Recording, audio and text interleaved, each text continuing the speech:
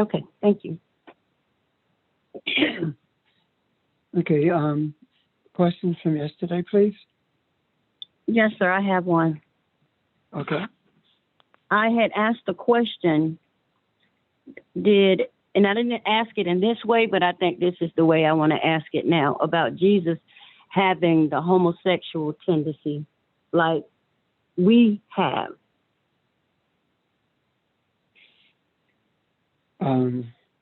I remember your question from yesterday, and the way you asked it was, excuse me, if he suffered the same things we did or experienced them, was that a part of it? And my response to that is no, it's not. Why do I say that? Because even though he had other experiences, that's not necessarily it. For example, you have experiences, but let's say you're a bank robber, but you're not a bank robber. Even though all of us have the propensity for all experiences, it doesn't mean that we have them or engage in them. So there is a marked difference in that regard, of course. So I'm saying that that's not necessarily true of Jesus, because the experiencing of our sufferings that does not necessarily include that. Okay. Does that answer your question? It does. Thank you. Thank you. I appreciate that. Mm-hmm. Any other question?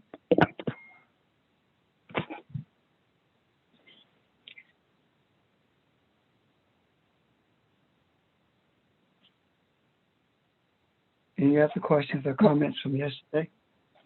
Pastor, I had sent you a question from someone else on yesterday, and you said you would address it today. Say again.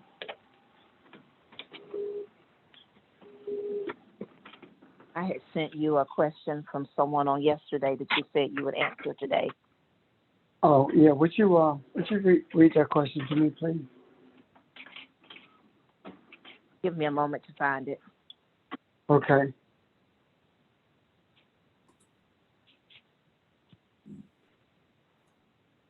In the meantime. Okay, the question is, the frame of mankind, is it the soul? Is the soul the frame of mankind? That question, first of all, let's understand what the soul is and what mankind is. Mankind is just another word for saying human, or humankind, or this kind of atom. The soul is energy, is intelligent energy, is energy that has the propensity to think, to create, to bring things into existence. The human, as we talked about yesterday, is the physical manifestation of the principles of the kingdom. And in that physical manifestation of the principles of the kingdom is a soul. And that soul inhabits the energy of that particular human. All of us are connected by our soul. However, we have as individuals to differentiate between the thoughts and desires that we are going to embrace. So when we talk about whether or not this is the frame of man, it really isn't. It is the creative. Would you please mute your phone? It is the creative center of man's thoughts, man's actions, and would you please mute your phone? And the purpose of these thoughts, and the purpose of the soul rather, is to guide man's thoughts in a way that that this human will be reflective of the Creator. However, The mind is a different type of energy, and that is the center of of this human's choices, free will. If I were to label it, would every one of you please check and make sure that your phones are muted? I'd appreciate it. And so the mind is the center of free will. And what I mean by that is the mind has the power to override the soul, the thoughts of the soul, or the directions that the soul is offering. It has that power because of free will. Man has the ability to live from the depths of his soul, and in doing so, is guided along a pathway that leads the man to its creative abilities, as well as its essence or its spiritual essence as being Elohim manifested in the physical. And I certainly hope that helped. Questions or comments about that? Does that help answer the question? I guess so. If Angela's on the line, she can let you know. Okay. Angela, are you on? Apparently not. However, I would like to know if it's clear with you, Kathy, in the event that she does reach out to you. Yes, it is. Thank you. Mm-hmm. Okay. Yeah, or are there any other questions?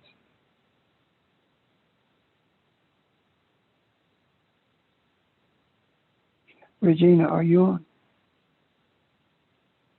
Yes, sir. Okay, would you, yesterday there was a request for a brief synopsis of what you meant when you were talking about the plants around us, or that we call beings that are capable of aiding us in strengthening our bodies and keeping our bodies strong. Okay.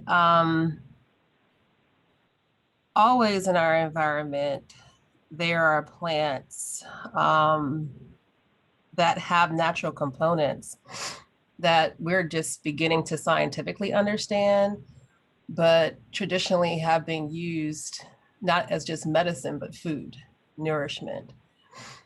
And if you are paying attention, because of the need that humans and even other animals have, the earth will respond with the types of plants that we need. So what you've seen over the last probably about year, if you're driving down a highway or you're just noticing the difference between when a forest kind of goes into more of a developed area, you're going to see like a lot of mullein. And mullein is a type of plant that is used traditionally for clearing the respiratory system. It has a compound called saponins, and what they are in isolation, they're dangerous, but when in the plant itself and with all the other components of plants, because plants have thousands of phytochemicals, some of them have even more than that. When it's used in context of the whole plant, it's antiviral, antifungal, is actually an expectorant, meaning it will cause you to cough up mucus or pass it through other mucous membranes. Additionally, what you're going to find is that sometimes you're going to see things like coneflowers. And coneflowers, what you may see it on the shelves in the store is called echinacea. So I don't know if I'm directly answering the question, but if you have a specific question, I'd happily go into more. But something that I've kept on my phone, just walking and being curious, is an app called iSeek. And you can get it from your Google Play Store or your Apple Store. and just pay attention to what's around you. I do want to caution that you probably shouldn't consume anything that you're not quite sure of. Um, Even in your yards, if you happen to notice dandelion, unless you are very careful in knowing what kinds of animals are around your yards, I would encourage you to most likely cook that dandelion and not consume it raw. Because depending on the kind of animals that are using your yard for their business, that can be dangerous. But am I answering the question, or is there a specific question that someone has? Could you repeat the name of the app again, please? Oh, yes, ma'am. It's called iSeek, and it's the letter I and SEEK. And what it is a citizen science app. National Geographic is one of the um, organizations behind it, and it just encourages people to turn their GPS on and take pictures of plants to help identify what's in particular areas. We know with climate change that migratory patterns are changing for birds and even animals that are shifting. And so being able to identify plant and animal species is helping to understand what's happening in a global context. But it's a tool for you because it helps you identify what's in your environment. Another source that you may want to go to is namethatplant.net. Namethatplant.net. That's in partnership with the South Carolina Native Plant Society. They also have a great resource. Well, Name That Plant, you can actually go and look things up by their common names, or if you think it's something that you see on iSeek, you can always double check it there. With common names, pictures, it tells you geographic zones, does a really great description of how you can identify the plants. You may also want to think about, let's see, Plant ID. Plant ID is also on South Carolina Native Plant Society, where if you want to take a picture and describe where you found the plant, botanists in that group will help you identify what that plant is. But again, if we're paying attention in our yards, in our environments, the earth is responding to our needs. And again, Thank a you. lot of the plants have in their totality what we need. What we do with pharmaceuticals is that we usually study components of plants and try to isolate, a particular compound and couple it synthetically. But a lot of times the plant medicine will have things that when isolated may not be the best for you, but with the whole plant can be used for medicinal purposes or just nourishment. Good morning. This is Barbara. Regina, that reminds me about the hemp products and the CBD stuff that's about today, and perhaps that might be something we could cover at some point in time too. That's a great idea. This is Ron. I have a question for both of you. So the plants that you named, if we find them in a capsule or something in a vitamin shop or a store, are they, I know they should be safe, but are they 100% pure, or something's been added? Is it best to use certain brands or certain ones you can trust more than others? Or do you even know that? I guess I'm kind of leery about a lot of stuff that I see. So since this is being recorded, I have to say all information is for educational purposes only. This is not replace.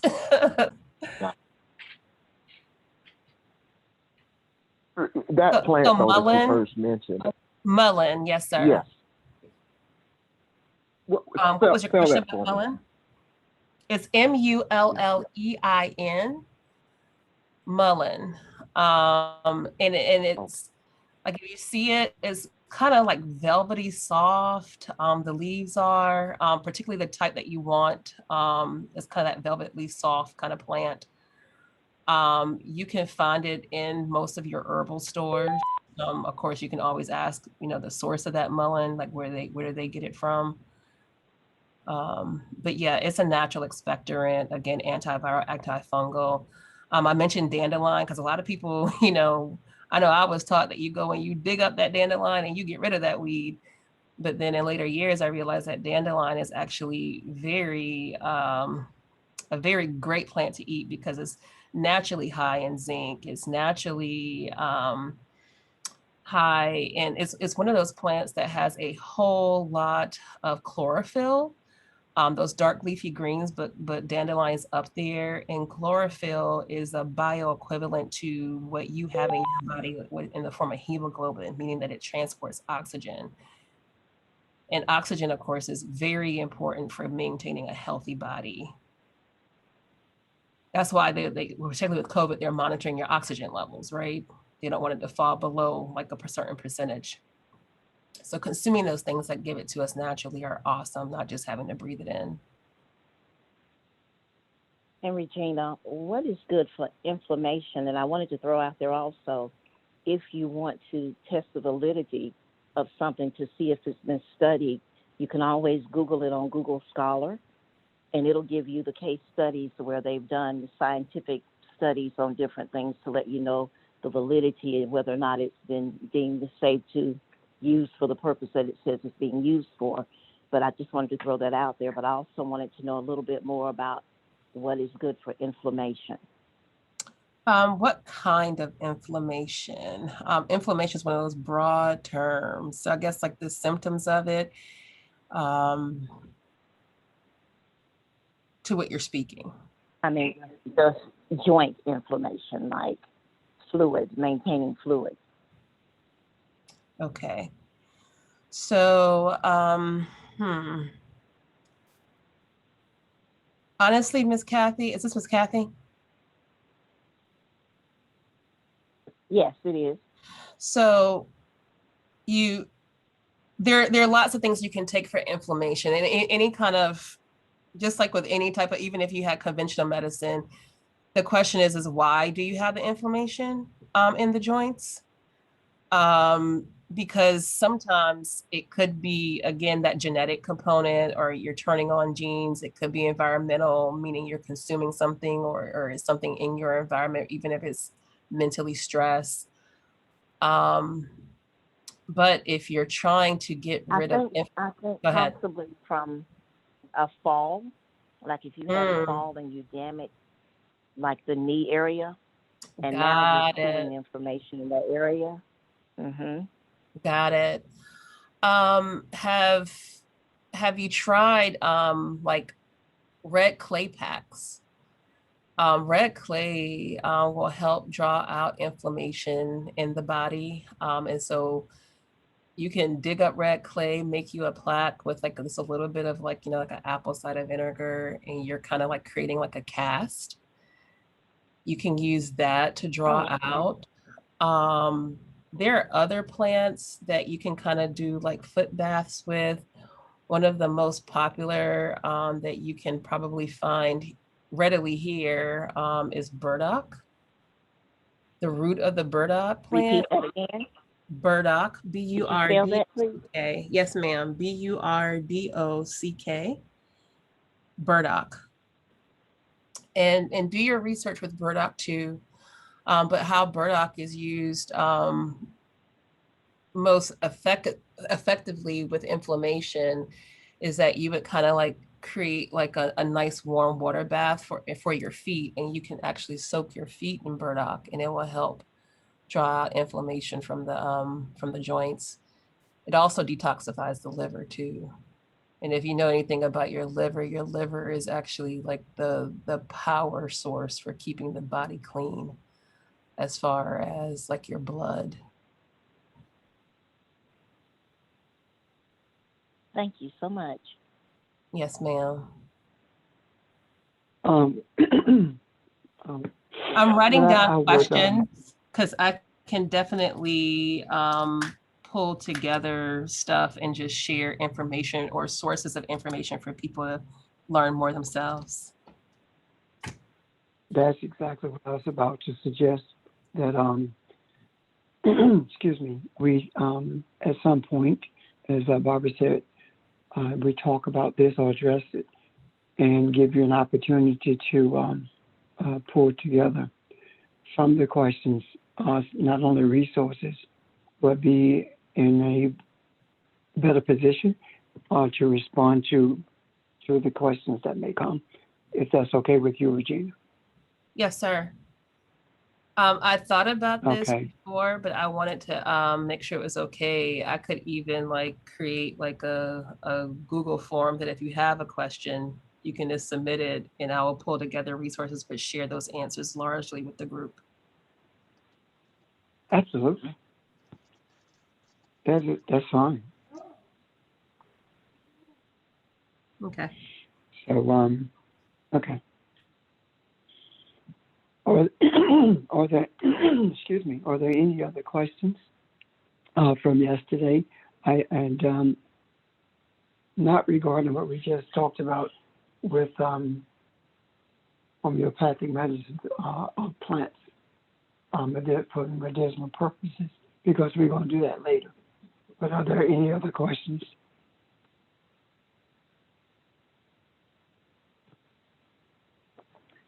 Okay, there being none, we are going to begin to discuss certainty, Barbara, right? And what it means. Yeah. We will begin. Yes.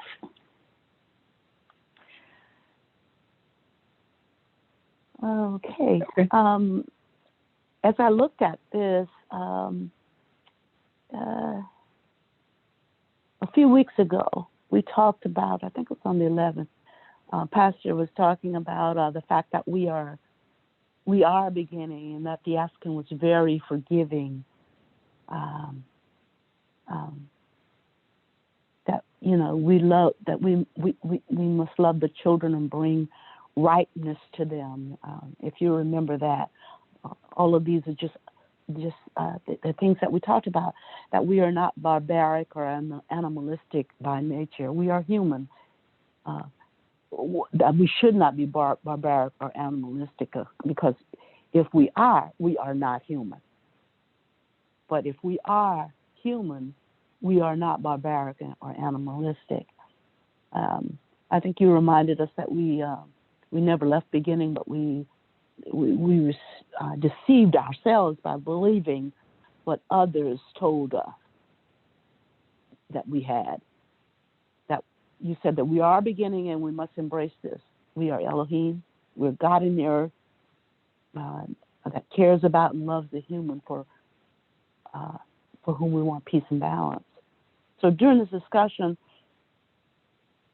one of the things I remember saying related to we are the invisible that moves the visible. Then on the 14th or thereabouts, I relayed that I had some physical vertigo. But during that time, what also resonated in me was don't trust what you see, trust what you be. In other words, trust what you be, not what you see. Trust what you be, not what you see. Trust what you be, not what you see. Ron talked about his David and his brothers, and how David was seen. His brothers looked at David one way, but God looked at his heart. So as I thought about this, I thought about what is it that I be then? What is it that I be? Talked a little bit about wisdom is knowing the end and the beginning. And the beginning is I am Elohim. I am loving kindness.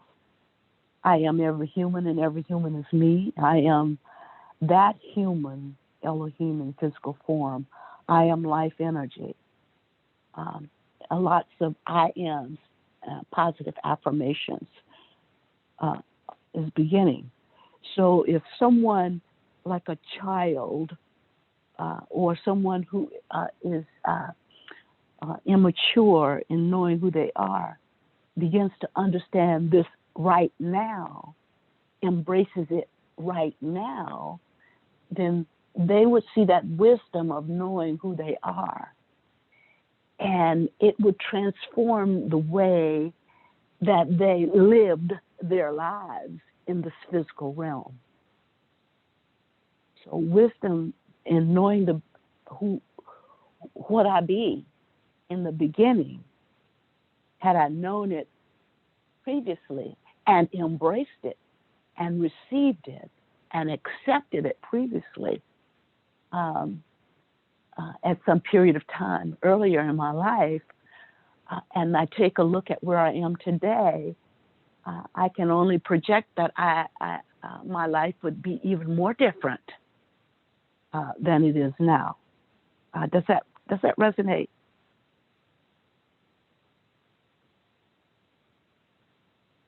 That wasn't rhetorical. Yes. Yes. Very much. Yeah, Okay. Thank you very much. I'd like to pull on this thread a bit to uncover answers about how I trust who I be, not what I see. And it all goes back to this issue of certainty, assuredness in my being. How do I deal with doubt that floats through my mind and stand on the certainty and the sureness of who I am? I rule as God rules. It and I are one. That's all part of the assurance of who I am. So as I thought about this, then I went all the way back to the Shema, which is in, I believe, Deuteronomy 6:4. Hear, Israel. God, Jehovah is our Lord. Jehovah is one. The Shema affirms that it just affirms a divine unification. Everything is one, and one is everything. Everything is one, and one is everything. It also involves the feminine aspect, the feminine conceived God, if you will, as well as the multiplicity of God. It talks about masculine. It relates to masculinity. It talks about a transcendence of God beyond all kinds of qualifications. When I look back at the Shema, it was hear, Israel. And Israel means a prince of God, one who can exercise the authority, the princely authority derived from God. It means the one who wrestles with God, one who understands, finally understands the authority they have, and so prevail, overcoming everything in their that would be in their way to impede their spiritual evolution. So hear, you who rule as God.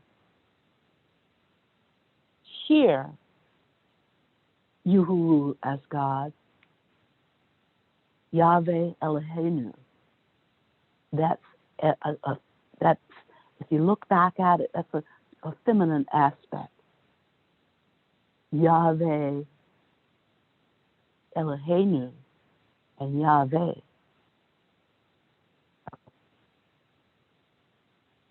And so even in the Shema, we see this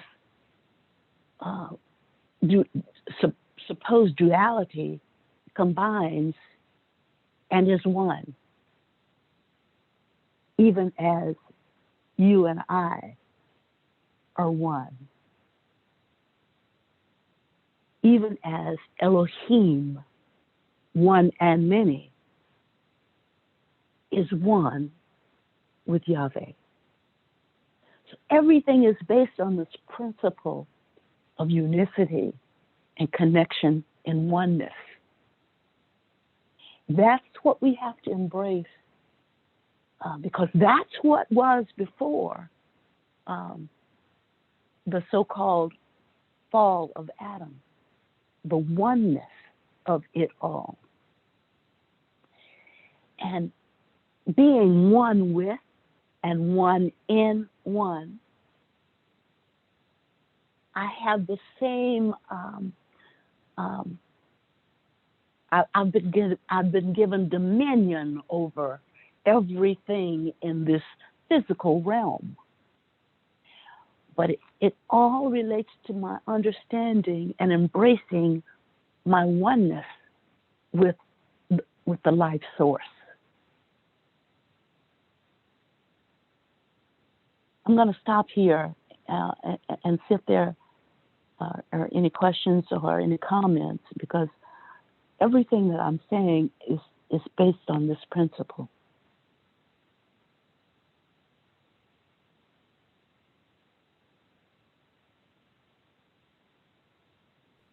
Father, can you do me a favor? Can you back up again and talk about the feminine part of that? You mentioned it, and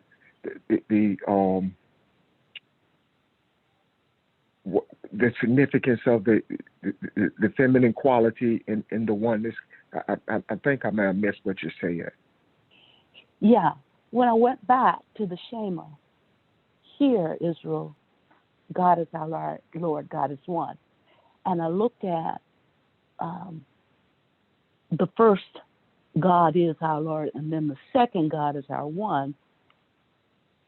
It was here, Israel, Yahweh Eloheinu, which is a feminine aspect, and Yahweh are one.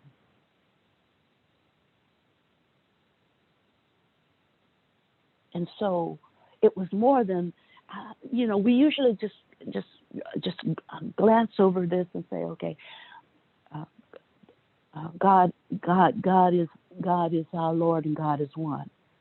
But if you look underneath that, you uncover that it speaks of multiplicity, and it speaks of gender. It speaks of all these dualities, but the essence of all I am saying is that whatever the qualifier is, whether it's gender or whether it's multiplicity or whatever, it all folds over into hear you who rule as Israel. I'm sorry, you who rule as God. Hear Israel. Hear you who rules as God.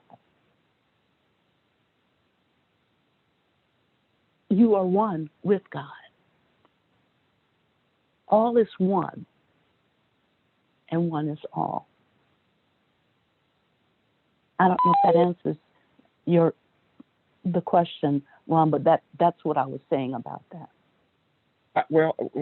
I see balance in it. Then I think I see what you're saying now. I see it as being balanced, but because to read the statement or just read the scripture by itself, because of what we've been taught of or what we have seen religiously, you see the masculinity of it, and that's it. But you're saying even though it is duality, it is no duality. It is balance. One balances the other. It is not in conflict with it's one agenda. Correct. And if you are being the prince, and have that authority, or Princess Ron. yeah. And that's the key. Prince or princess is not a gender thing. If you are that authority, you see and understand that aspect of self, knowing that the confidence come in, because you mentioned doubt. My confidence is there is nothing, even though doubt may creep up, there is nothing more that is needed in me. That's where I'm going with this. That once we embrace this, and even something as old as the Shema is, that we have not heard very much of in terms of explanation in traditional religious settings, that even that nugget embraced the fullness of who we are, and who we are in relation to the life source, the life giver of everything.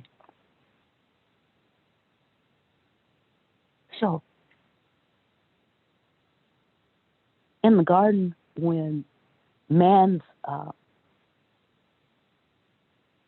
visual perceptions were tied to his hearing and his inner hearing. In other words, Pastor talked about this once when he talked about Adam at the stage in the garden before the quote-unquote the fall, that everything was interconnected, and there was even though everything was different, there was a oneness in that everything. And that is what the Shema is talking about. That it was this concert of not only the sight, but the inner hearing that gave the true insight into the nature of all things. So the Adam could not only see, but the Adam could hear each thing speaking its name. It was that much intertwining of everything. And I don't mean the senses in terms of the natural senses. These were beyond natural senses.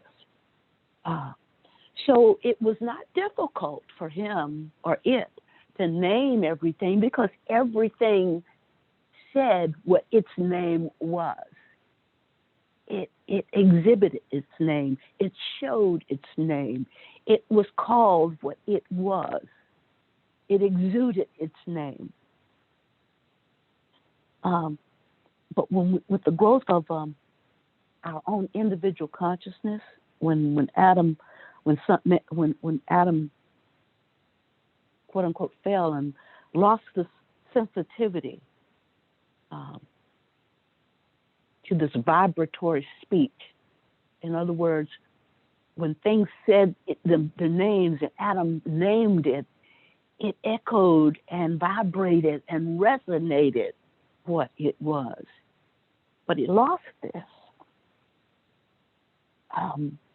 And so his perceptual field, which had beforehand just literally hummed with the message of how connected everything was and all of the energies were. Well, now it was now silent. And when it became silent, the Adam recognized its disconnection with the objects of its sight. One other thing I want to add here is that sight is limiting. Vibrations are unlimited. When they resonate, it continues on and on and on. From a natural perspective, when we see something, it stops with where we can see. We can't see around the corner. We can't see behind us from a natural perspective. But in the spiritual, when something is is spoken, it resonates. It resonates beyond whatever we can see, before us, behind us, above us, beneath us. It has that specific character. So when I say, plus what I be, not what I see. Pastor, you talked about our being energy, and energy resonates. It moves. It vibrates. That's what we be. What we've locked into in the spiritual realm is what we see. In the physical perspective, we've locked into that. Our mind has connected with that rather than the broader aspect of our consciousness, which is the vibratory, what I be, how I vibrate, how I resonate in relationship to everything else in creation that resonates. So, in associating hearing with unity, the Shema shows and recognizes the principal characteristic of sound and any other energetic wave, like wave pattern, that its waves are unlimited in extension, are mutually interpenetrating, and that at the vibratory level, all things are infinite and one. So again, I say that sight informs us of the limited, but hearing, vibration, informs us of the unlimited. So go. So let me see if I'm hearing this. So the idea of hearing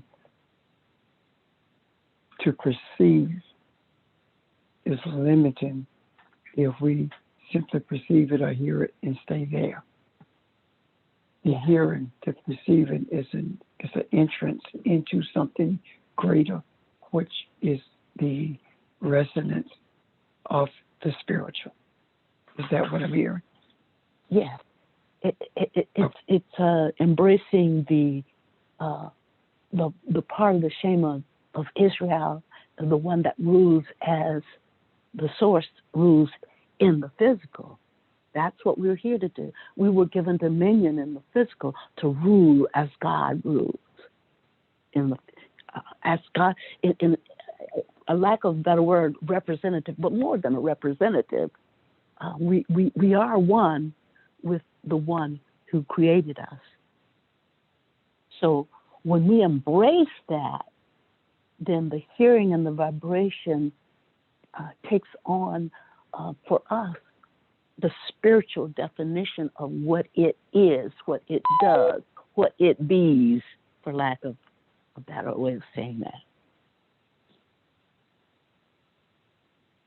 So, when the senses show us what's the duality,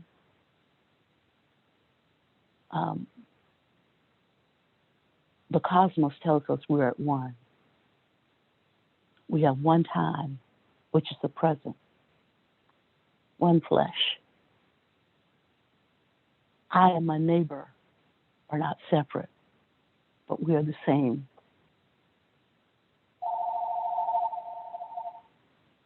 Excuse me. Let me just still the phone a second.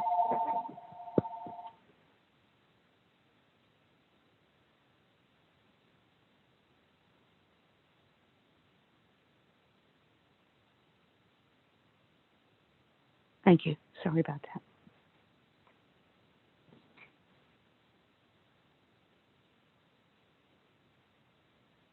And within all that we perceive, even the duality at the vibratory level is one.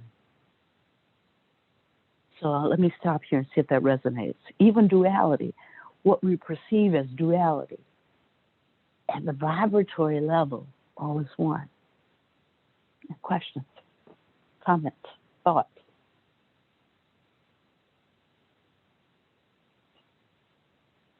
Okay.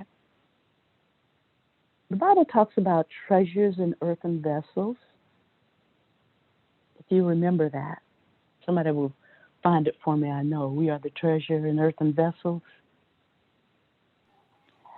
The Barb, secret most, yes, this is yes, Audrey. Um, yes. y'all don't give enough wait time to process. But Oh, anyway, I'm sorry. I was thinking when you were saying about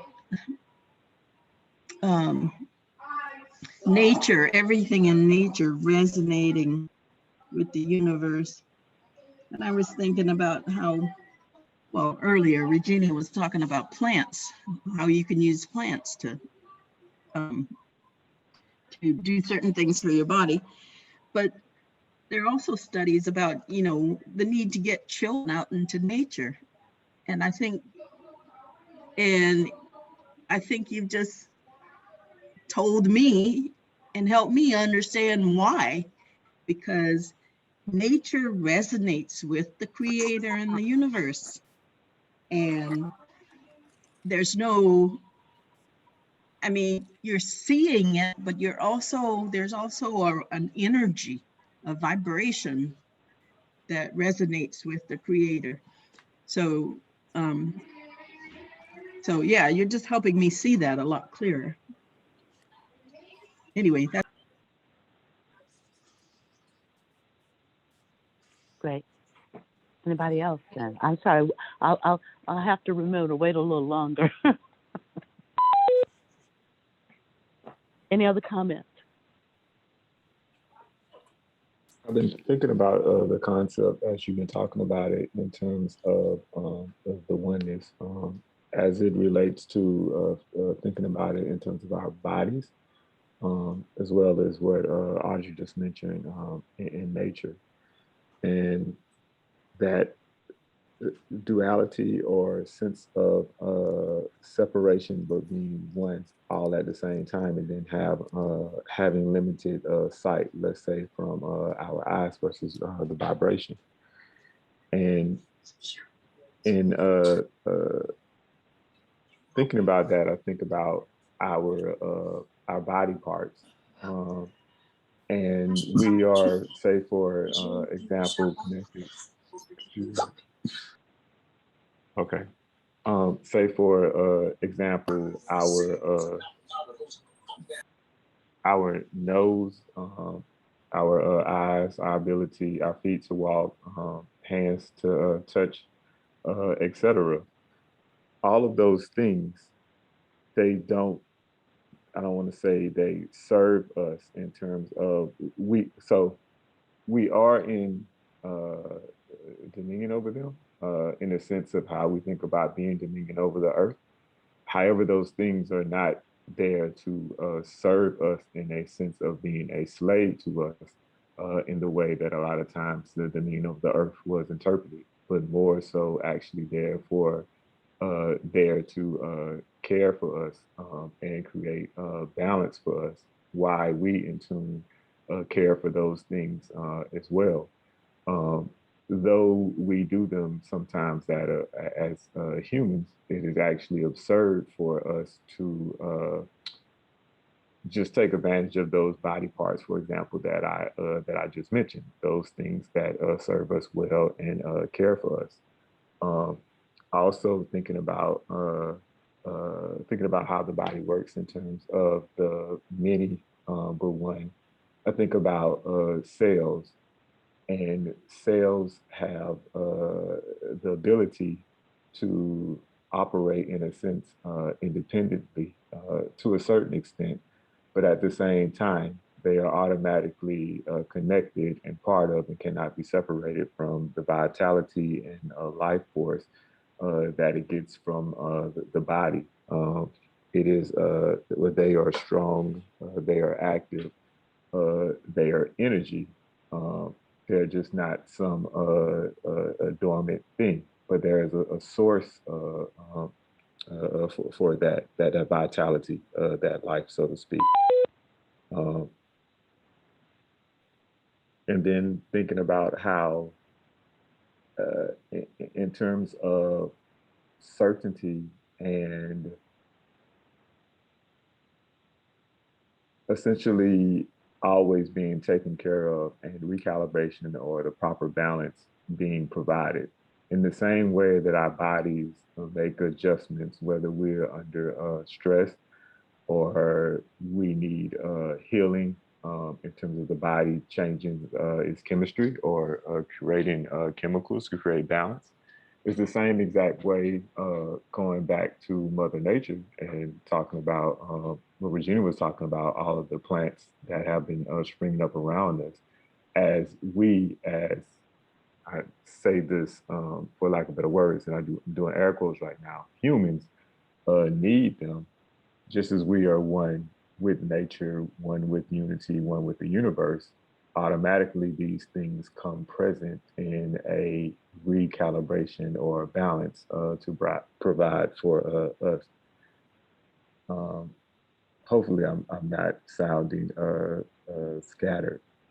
And then the last thing I just wanted to add when you were talking about our sight and our sight being limited.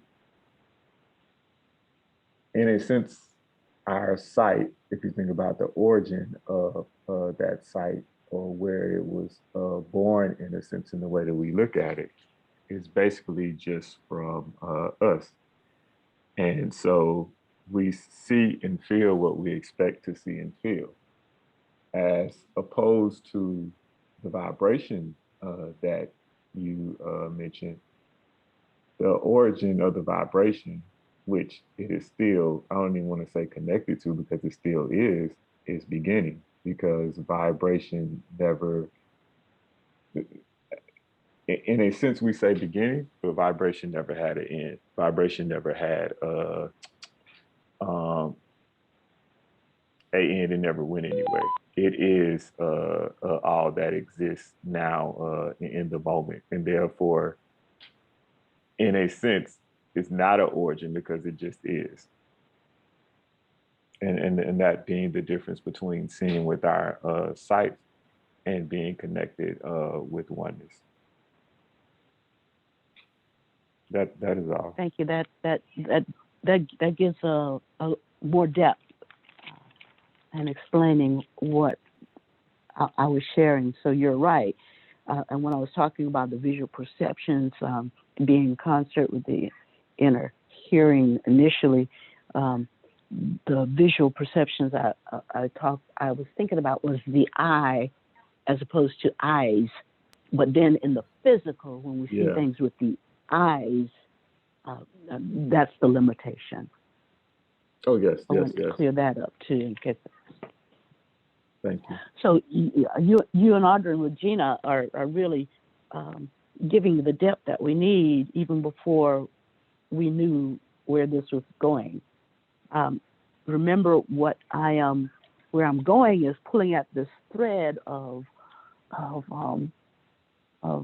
trusting who we be, in a sense, and in trusting who we be. The question was, well, who do I be? So we've gone from being one who rules as God rules, having dominion here, and embracing that. So now we're being reminded that we are the treasure in earthen vessels. 1 Corinthians 4:7 talks about that. That the excellency of the power may be of God and not to us. In other words, when we embrace who we are in these earthen vessels, then we understand that it is nothing in and of ourselves, but we are one with the source of all life. And so that's the excellency of understanding what the treasure is in earthen vessels. It's not there for us to use from a physical perspective or to gain material stuff. It is understanding that even though the human is the earthen vessel, that the life source given to the human is the treasure, and it's the secret hidden place of the spiritual. That's what this vessel is, the spiritual resides here. And so we are more than what we see with our physical eyes. Please mute your phone. Please. And as you and Audrey and Regina said, when we understand that and embrace that, then we begin to embrace and understand how plants are here to meet our needs. And if we got a drought physically, something occurs from a spiritual perspective that's there to meet whatever that need is. And it manifests physically, because this is the physical plane we live on. There are some plants that were not as prevalent, are numerous at one point in time, but when they are needed, they are there to get back in rhythm and sync. That's why we take the kids into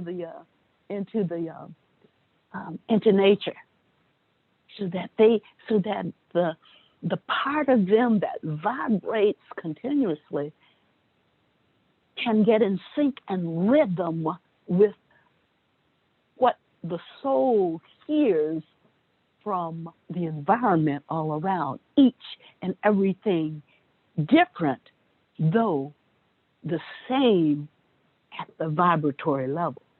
The oneness is there. So that's when we need a break. We go into nature. We take a look. We sit down. We hear. We see the flowers.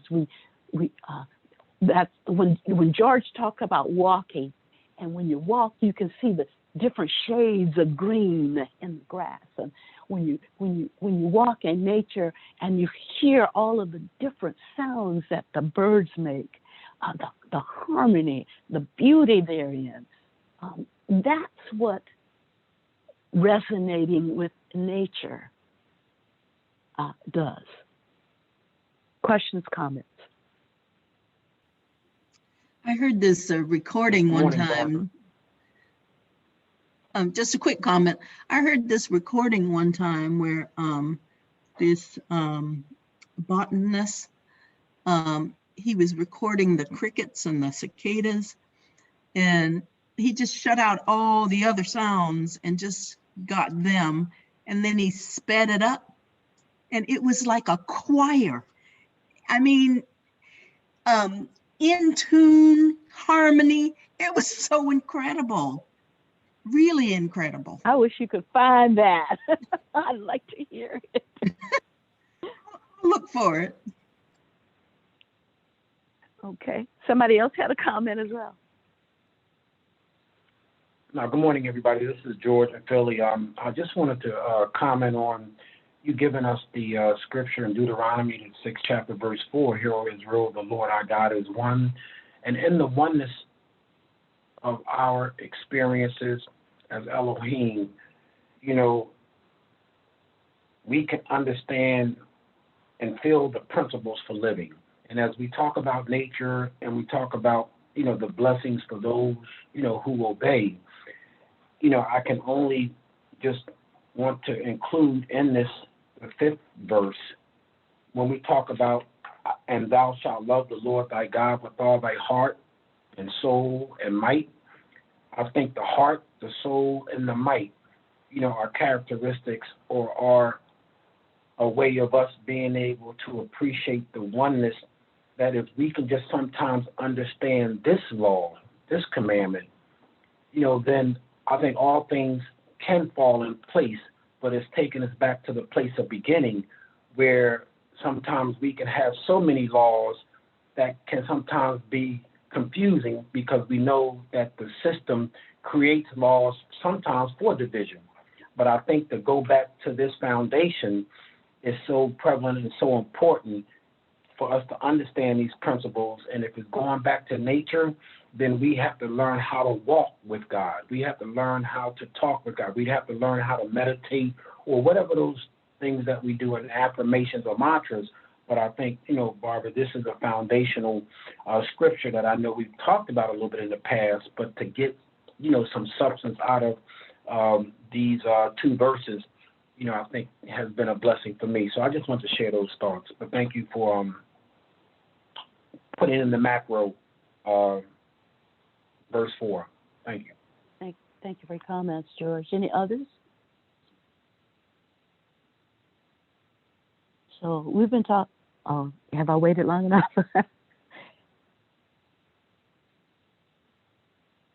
So we've been talking about the human as this earthen vessel that this treasure is in, and the treasure, the secret, most hidden place of the spiritual is the physical. That's the treasure. That we've been told that we are spirit more than we're physical. We're told that that what you see is not who we really are. What you see physically is not who we really are. That the spirit is so much larger. We are the cosmos.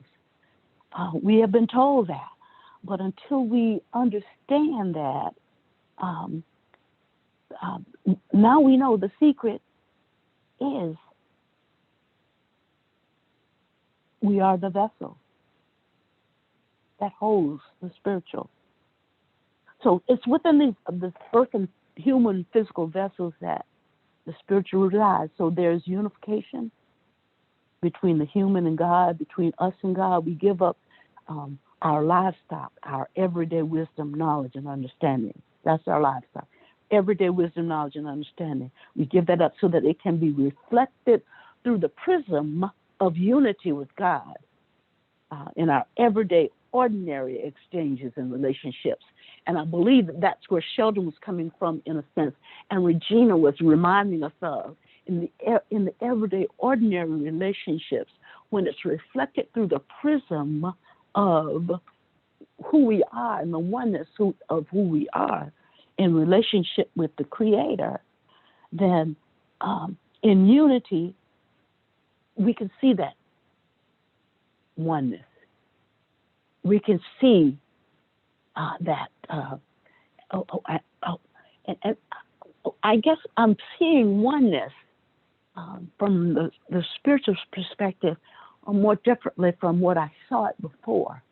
In other words, all of these things that have been provided, whether they're plants or whether they're nature, whatever it is, even though they are individual things and have their own resonance, that's part of oneness, is what I'm seeing. So the multiplicity of beauty is part of oneness. It all resonates at its highest level in oneness. So then, when we say things like as above, so below,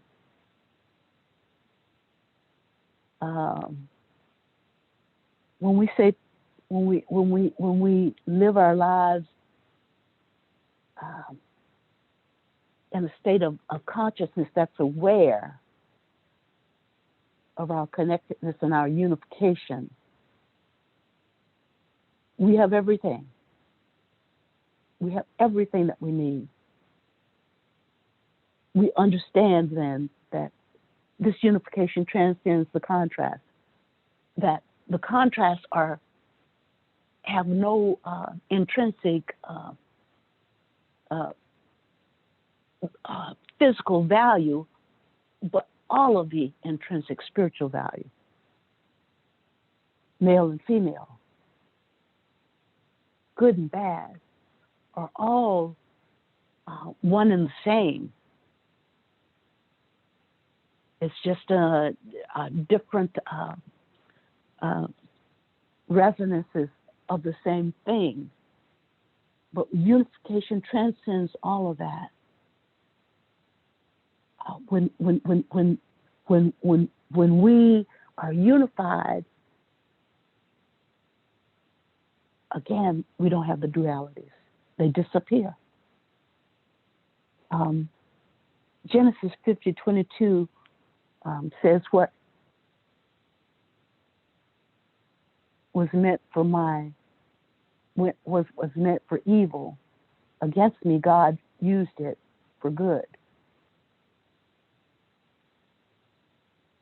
And that's the fulfillment that I see that occurs in unification and connection and oneness. Whatever it is, whatever the source that's meant for evil against me is used for my good. So the appearance of suffering, the aspect of was perception of suffering in my life, the aspect of being looked down on, the aspect of being looked over in my physical job, the aspect, whatever the aspect is that is not perceived as nourishing to me, but being perceived as, hey, you did me wrong kind of thing. It doesn't matter. When I understand, embrace, and live from that understanding that everything is one, I understand that even the suffering has the opportunity to push me toward that unicity with my Creator. That even that diagnosis that I was dreading in the physical has that opportunity to open up to me and expose me to the unicity, the oneness that I am in my Creator. Because I am not the diagnosis. I am not the suffering. I am not the president of this company. I am not the janitor. All of those things disappear. All of these daily things that I deal with disappear when I look through the prism of unicity. I'll stop here and see if there are questions or comments.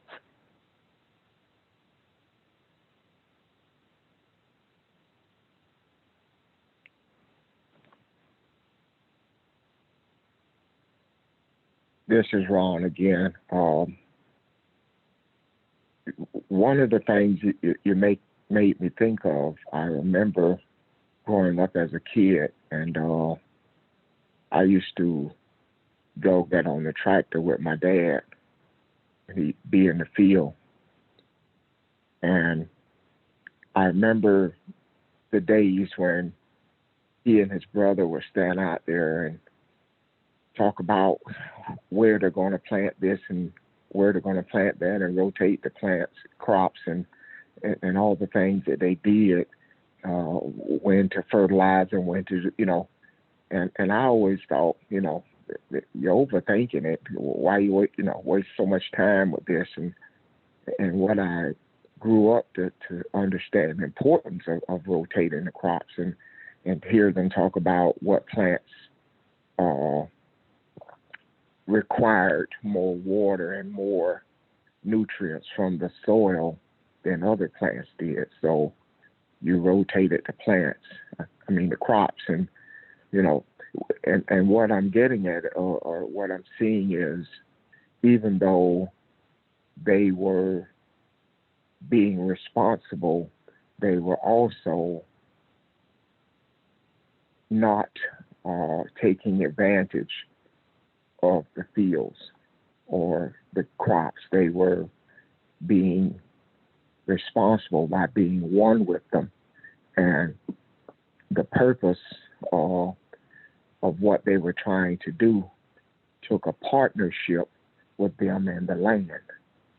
So took me a while to grow up and see and get an appreciation of that, I guess. And I'm just reminded of it as you talk about it.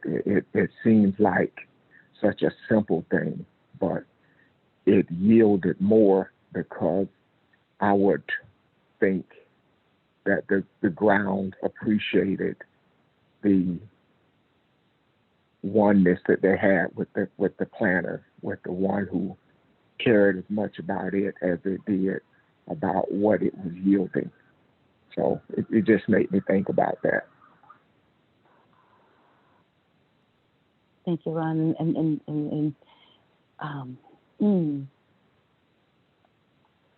We talked a couple weeks ago about the need to be mindful of the planet. And when we're mindful of the planet becomes mindful of us. When we are mindful of creation, creation becomes mindful of us. Because we are one. We are it and it is us. So this thread that we're pulling at, this unicity, this thread of unicity and connection with the giver of all life, takes us to the point of certainty. And in the past, we're going to ask it again in the future. But now that when we learned that we're all one and all connected, it is up to us to remind each other of this, to tell each other this. We need to hear it from each other, even if we have to say it over and over again, because for so many years we have been told and given and fed the lie that we are individuals who must pull ourselves up by our own bootstraps, and nobody is more important than me, myself, and I. That's been part of the lie. So there's a bigger lie that's out there than the Donald Trump lie. This is part of that bigger lie, and it's going to, for some of us, take a while to break out of this and get beyond this perception of being separate from not only each other, but from the planet and from nature itself. We are all one at a certain level. So certainty is sort of like a cosmic connection. It transcends time. It extends from physical existence to the divine. It is us. Certainty is us. Certainty is being assured, understanding from a higher state of our consciousness that we are part of the larger cosmic creation, and the cosmic creation is part of us. When we understand this, we begin to understand in a better way relationships between people and non-material forces that are part of our reality. With the wisdom of certainty, we become part of the cosmic flow. With the wisdom of certainty, we connect to divinity because that's who we are. How can we not be who we are? That's the issue. How can we not be who we are? Understanding who we be is foundational so that we can understand that we cannot be anything but who we are.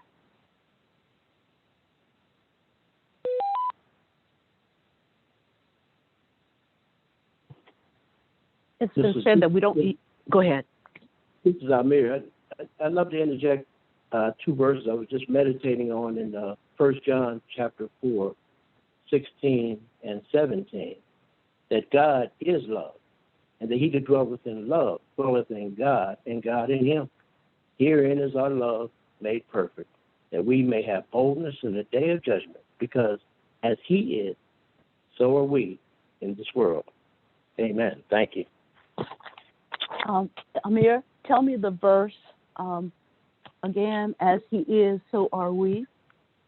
Yes, ma'am. That's in 1 John, the three letters, 1 John chapter 4, verse 16 and 17. Thank you so much. Yes, ma'am. As he is, so are we. That Amir, I've been looking for that one when I looked for the as above, so below concept.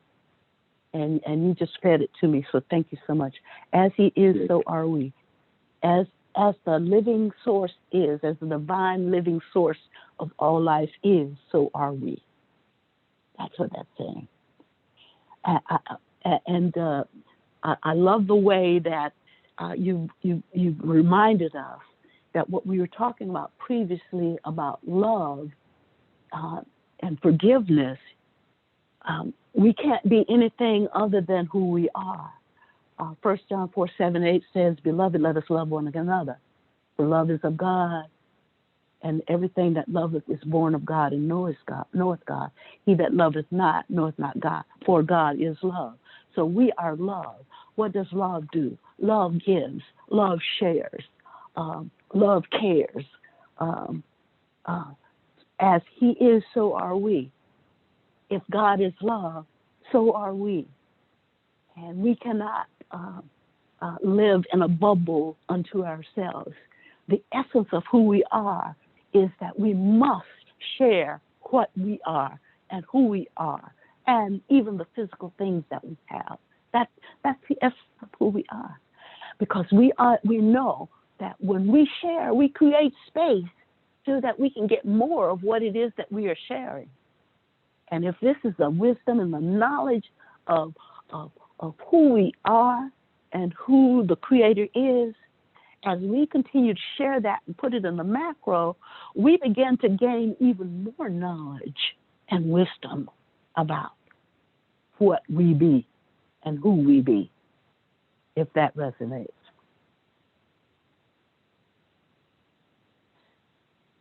So I believe that we yes, go ahead. Thinking about that, and also thinking about what Ron said, and something connected to what you said earlier today. Love is connection. Love is unity. Love is to be one with. When Ron was talking about his uncles and father in terms of the planning, what they were actually doing was becoming one or loving the plants, etc. They were not observing it. And so making the distinction earlier when we talked about sight being limited, sight is to observe something, but not actually experience it and be a part of it.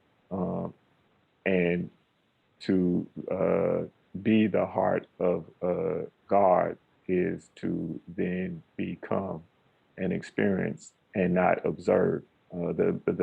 Inherently in the idea of observing is automatically that separation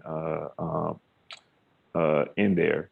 But even looking at the verse that we were just going over, 1 John 4:16 and 17, you can easily replace every word with love, with connection, or love with one, and it's the same exact thing, but explains it in a different way. And that love and that connection, which can be observed to be separate, but is never actually separate, is being with or being beginning in the everlasting, never-ending vibration. Thanks, Sheldon. That's so powerful. That is so powerful because you and Amir have introduced what it is that makes the connection between us and our Creator. Everything is done through love. And you're so right. Observation is limited to some extent, as we said, but the experience, when one experiences love and one experiences something, one becomes that thing. One cannot experience it unless one becomes it. And so the principle that the divine life source is love, and we are created in that image, then the experience of love is the experience of the one who created us, experiencing the one who created us. So thank you. That is so powerful. And so we've come to the point where, as Ron likes to say, my supposition is that we've not been using or tapping into or expanding ourselves or embracing who we be until recently. But I believe we're there, guys. I believe that we are embracing that now. When it was said years ago that we only use a certain part, only so much of our consciousness, and everything else, and we use that consciousness that was tied to our five senses. So we experienced everything through the five senses. But there was so much more that can be experienced beyond the five senses. We are at the point where we are experiencing, as Sheldon said, through love, things beyond the five senses. That's what certainty does, and that's what certainty is. It is an experience beyond the five senses. And if you don't believe that, just think about what we've been dealing with, what we've been witnessing, what we've been seeing, what we've been experiencing when we extend our thoughts and we place them in the macro of the cosmos. What happened prior to the plague, and what were we saying and putting in the macro? That we wanted people to know who they were, the Elohim that they were, that they are, regardless of the cost, regardless of what it took. And there are so many things that have occurred, one thing after the other, that have seemingly been tragic. But just think, nothing that is energy dies. And even though we all have experienced the sadness of losing someone that we have seen with our sight because they were here in the physical plane, that doesn't take the sadness away. That doesn't take the missing away. But we also understand that we are this treasure. We are the spiritual in earthen vessels, and we understand the bigger picture. They are not gone. They are not dead. They are as vital to us in terms of our relationship, and as energetic with us, even more so now that we understand who we be, who we are. Let me pause. Questions, comments?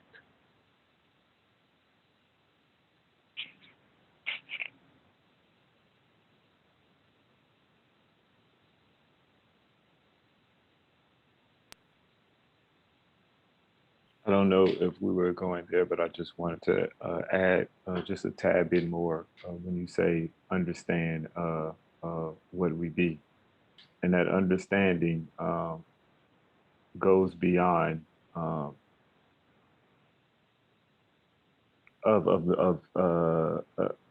intellectual understanding. That understanding of what we be is directly to the opening up and experiencing it. I just want to make sure it's not everyone knows that it's not a thinking thing when you say that. It is actively connected to understanding certainty. As long as we, or the idea of thinking something is more so of a theory, to understand something is a certainty or a deeper aspect of it, which is a certainty that you know of, which goes beyond just it being an idea, just it being a theory, which again, Yeah, being experienced. Go ahead. I was just going to add to what you're saying. It's something that has penetrated you. It's not just, oh, I got it. This is much deeper than that. It's penetrated the heart. It's penetrated the soul. It's inside of you now, and it's an expression. It's who you are. It's part of who you are, and that's the action part of it. That's what is seen. That's what changes your thinking, because it in essence it at some point changes your speech, because your vision changes. It becomes just like Regina was talking about the plant. It goes in you and it works what it works, and it becomes a part of you. And so does this. This is in the spiritual sense, it changes who you are. And that's the penetration of it. That's the experience of it, the intimacy of it. So I just want to add that when you talk about understanding, it's more than just an academic thing. Yeah. Thank you, guys. You have just now. You remember the thread that I was talking about? I want to pull on it to see. You've just shown me that you're in tune with where I am with this thread. That it is. The issue. The Missouri seeing is believing. I'll believe something when I see it. We've gone beyond that. We don't have that mentality anymore. The certainty principle is, as I will it, so will it be. As I will it, so will it be. I am beyond that seeing is believing stuff anymore. And that's who I be right now. I'm one. That's why we started with the Shema. I am one with the Creator. And being one with the Creator and understanding and embracing that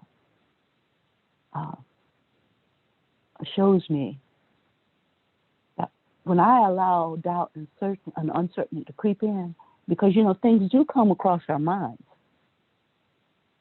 that we are referring back to the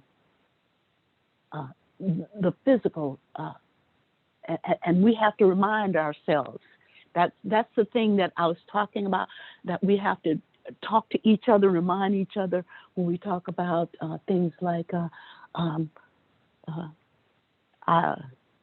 all of those things, that anything that might be doubtful, anything that might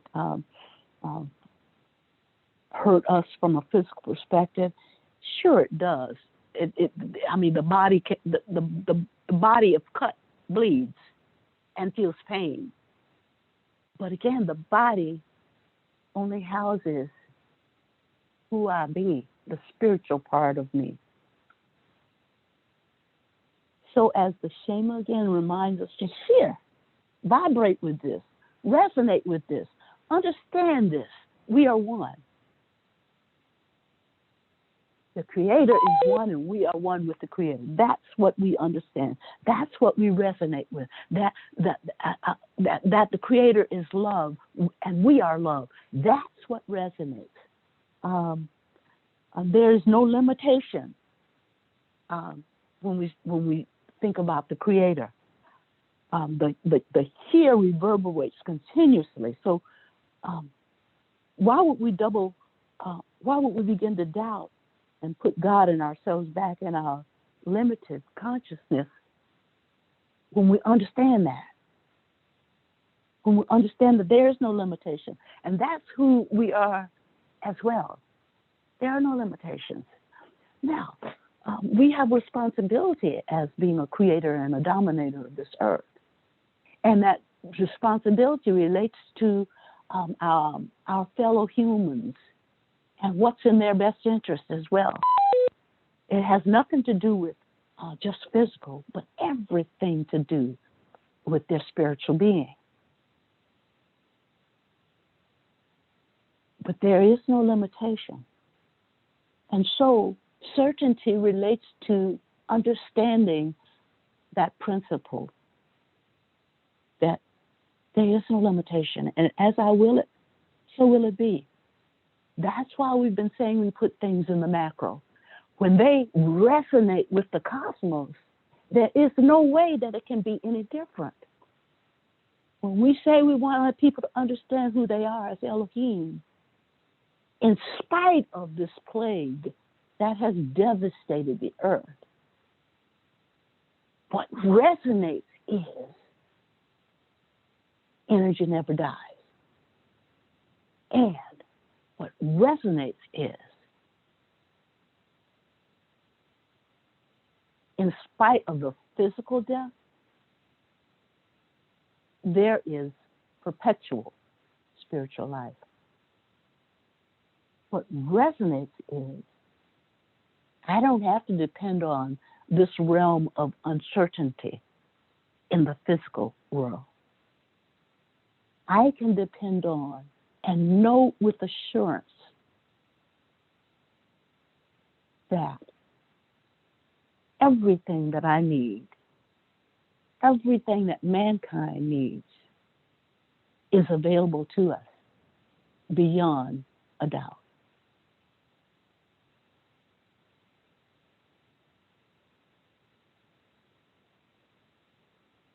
We can exercise mind over matter. We can exercise mind over the physical. We can bring our minds into subjectivity to the spiritual. And when I say subjectivity, I don't mean in enslavement, but I mean in concert with. And when we do that, we don't have to doubt. We don't have to fear. We just be. And we walk in that. We walk in who we know we are. Walk means we experience life in that way. And we experience our relationships with each other, with mankind, in that way. And we experience this terrestrial ball that we live on and all of the life that's in it, in that way, as a relationship and not as a thing or a separate entity.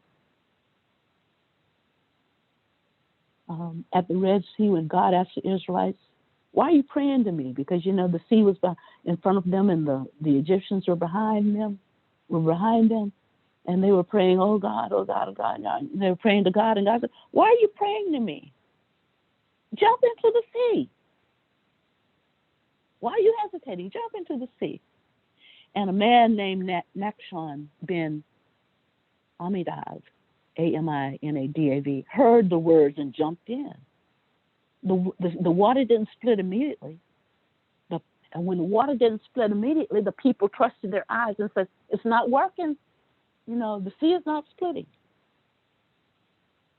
But what was heard and what reverberated was the spoken word to the man's soul that reverberated. And he trusted with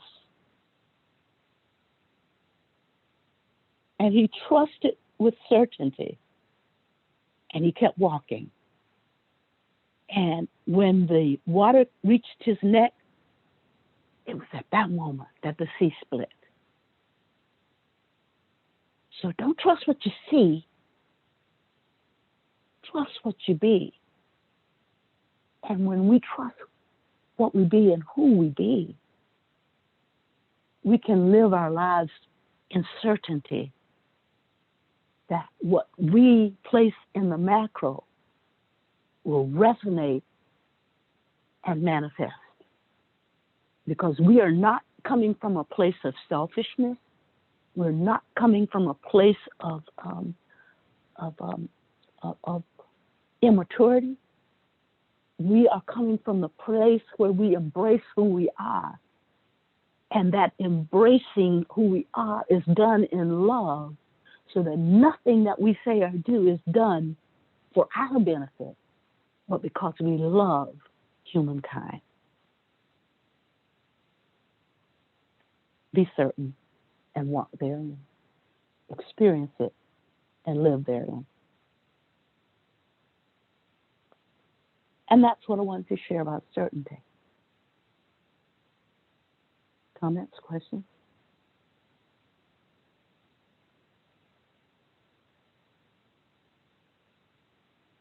I think the Red Sea example was right on target. It kind of sets the tone of everything you said. His trust led him out to the water, and it changed the vision of everyone else. And that's where we are. They were one, so it only took one to trust. Yes. It only took one. And his wisdom, the wisdom he heard, the godly wisdom has an understanding that is beyond logic or things that I guess readily make sense to us. And he trusted that he could see it. And he wasn't seeing with his physical eye. It was internal. He saw it. And he walked out. And that's why we're saying things like resonate more than anything else. More and more we're saying, does that resonate? Because that's speaking at the soul level when something resonates. And at the soul level, when something resonates, there's a unicity and a connection and a oneness at the soul level. Yes. If I may say that believing and knowing are two levels of understanding. And as Proverbs 9:10 says, the knowledge of the holy is understanding. And the certainty of that is as certain as the sun will rise tomorrow. There's no doubt. There's no doubt it will come up again. It has been doing it for millions of years. There is no doubt. Thank you, Amir. One of the things that I read talked about information is power. Information is not power. It is the knowledge. Because you can have information. You can give a child information, but until you understand how to use it, what to do with it, the knowledge. So until we have the knowledge of who we are and embrace that, all of this I've said today for somebody may just simply be words because they are not there yet. But we're putting it in the macro so that it resonates. And if you don't understand it today, it may hit you in the back of the head at another time, and it just automatically, you say, that's what that was all about. So knowledge, you're right, is powerful. Thank you. The thing that made me think about earlier when you were talking was that, this the phrase that we have on whatever, U.S. insignia, e pluribus unum. It just gives such power to that now. If only we could live up to it. But just the power of that, out of many one. And so you're saying exactly the same thing. Even though there is many of us, we are one with the Creator. When we allow ourselves to sync with it and be it. I keep thinking about the words of Amanda Gorman when she said, if only we could see it, and if only we could be it. So anyway, that's what I wanted to say. Thank you. And let me share the wisdom in that is out of one, many. That's the end and the beginning, because we were one in the beginning. And so when we were one initially. Yeah. Mm-hmm.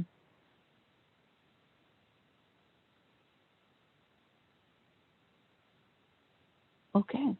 If there are no other questions or comments, go home, let it percolate, let it resonate, and let's see what new revelation and knowledge you guys have that you can share with all of us.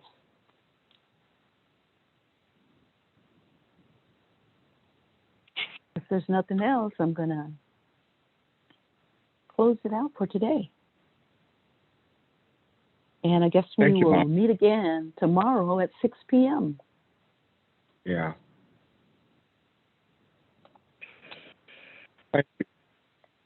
Thank you, Miss guys. Barbara. Have a great day. You're welcome. Thank you, Barbara. Thank everyone. Have a great day. Thank you. Bye, everybody.